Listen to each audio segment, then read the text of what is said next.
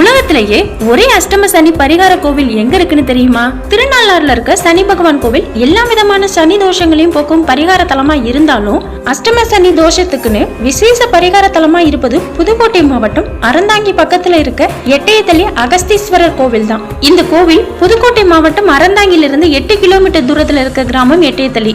இந்த கிராமத்துல தொண்டை மண்டலத்தை ஆண்ட காளியங்கராய மன்னனால கட்டப்பட்ட சிவன் கோவில் ஒண்ணு இருக்கு. இந்த கோவில் ரொம்பவே பழமை வாய்ந்தது.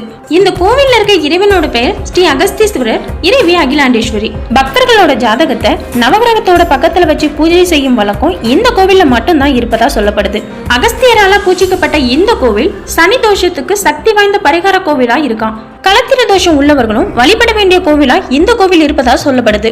இந்த கோவிலோட புராண வரலாறு என்னன்னா, ஒரு சமயம் அகஸ்திய முனிவர் ராமேஸ்வரம் போறதுக்காக இந்த கோவில் வழியா போறப்ப இந்த கோவிலுக்கு வந்தாராம். மாலை நேரமானதால அகஸ்திய முனிவர் நித்திய கர்மானுஷ்டங்களை முடிக்க நினைச்சாராம். அப்போ அங்கேயே ஒரு குளமும் சுயம்புலிங்கமும் இருந்ததை பார்த்தாராம்.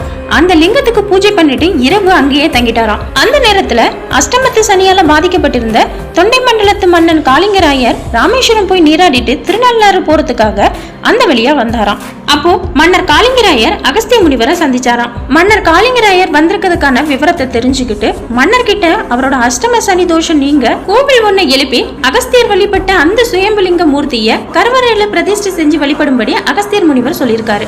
அகஸ்திய முனிவர் சொன்ன மாதிரியே மன்னர் ஒரு கோவிலை எழுப்பி அதுல சிவலிங்கத்தை பிரதிஷ்டை செஞ்சு வழிபட்டு அவரோட தோஷம் நீங்க பெற்றாராம்.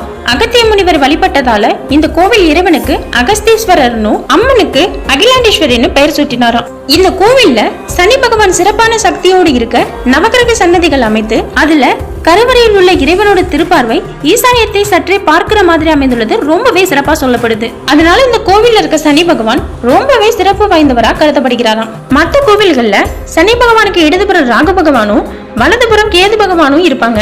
ஆனா இந்த கோவில்ல வலது பக்கத்துல ராகு பகவானும் இடது பக்கத்துல கேது பகவானும் அமைந்து காட்சி தருகிறாரு. அது மட்டும் இல்லாம ராகு பகவானுடைய பார்வை சனி பகவான் மீது படுவது ரொம்பவே சிறப்பு வாய்ந்ததா சொல்லப்படுது. இன்னும் ஒரு சிறப்பா இந்த கோவில்ல 2 அம்மன் சன்னதிகள் இருக்காம். சிவபெருமானுக்கு களத்திர தோஷம் இருந்ததாகவும் எட்டயத்தள்ளியில் அகஸ்திய முனிவர் சிவபெருமானை பூஜித்து வணங்கியதால அந்த களத்திர தோஷமும் நீங்கிவிட்டதால் அதற்கு பரிகாரமா மூலவருக்கு பக்கத்துல அகிலாண்டேஸ்வரி என்ற பேர்ல ஒரு அம்மனும் எழுந்தருளி காட்சியளிக்கிறார்களாம். ஜாதகத்துல களத்திர தோஷம் உடையவர்கள் இந்த கோவிலுக்கு வந்து சிவபெருமானையும் 2 அம்மன்களையும் வணங்கினா களத்திர தோஷம் விலகுமாம். அகிலாண்டேஸ்வரி அம்மனோட பார்வை எப்பவுமே நவகிரகங்கள் மேல விழுவதால நவகிரகங்கள் மேலும் ஆற்றலுடன் விளங்குவதா ஐதீகமாம். அகத்திய முனிவர் சொன்னபடியே மன்னர் காளிங்கராயனும் ஒரு கோவிலை உருவாக்கி குடமுழுக்கு செய்து சிறப்பித்தாராம். இந்த கோவில்ல இருக்க தட்சிணாமூர்த்திய கல்யாண தட்சிணாமூர்த்தின்னு அழைக்கப்படுவாராம். அதாவது திருமணம் தடைப்படுபவர்கள் இந்த கோவிலுக்கு வந்து வழிபட்டா கூடிய சீக்கிரத்தில் திருமணம் நடக்குங்கிறது ஐதீகமாம். இந்த கோவில்ல 2 அம்மன்கள் இருப்பதற்கு ஒரு காரணமும் இருக்கு. பல ஆண்டுகளா இந்த கோவில்ல வழிபாட்டுல இருந்த அன்னை அகிலாண்டேஸ்வரி விக்கிரகத்தோட ஒரு கரை சேதம் அடைந்ததால அதுக்கு பதிலா புதுசா ஒரு விக்கிரகத்தை பிரதிஷ்டை செய்ய கோவிலுக்கு கொண்டு வந்தாங்களாம். அப்போ சில அமங்கலமான நிகழ்வுகள் ஏற்பட்டதால பழைய விக்கிரகத்தை அப்புறப்படுத்தாம 2 அம்பாள் விக்கிரகத்துக்கும் பூஜை செய்ய ஆரம்பிச்சாங்களாம். பொதுவா 2 அம்பாள் இருக்கும் கோவில் களத்திர தோஷ பரிகார தலமா விளங்கும். அந்த வகையில இந்த கோவிலும் களத்திர தோஷத்துக்கு பரிகார தலமா விளங்குதான். அகிலாண்டேஸ்வரி அம்மனோட பார்வை நவகிரகங்கள் மீது படுவது போல அமைந்திருப்பது இந்த கோவிலுக்கு மேலும் ஒரு சிறப்பை கூட்டுகிறதுன்னு சொல்லப்படுது. இந்த அஷ்டம சனி பரிகார கோவிலுக்கு யாராவது போயிருந்தீங்கன்னா கமெண்ட் பண்ணுங்க.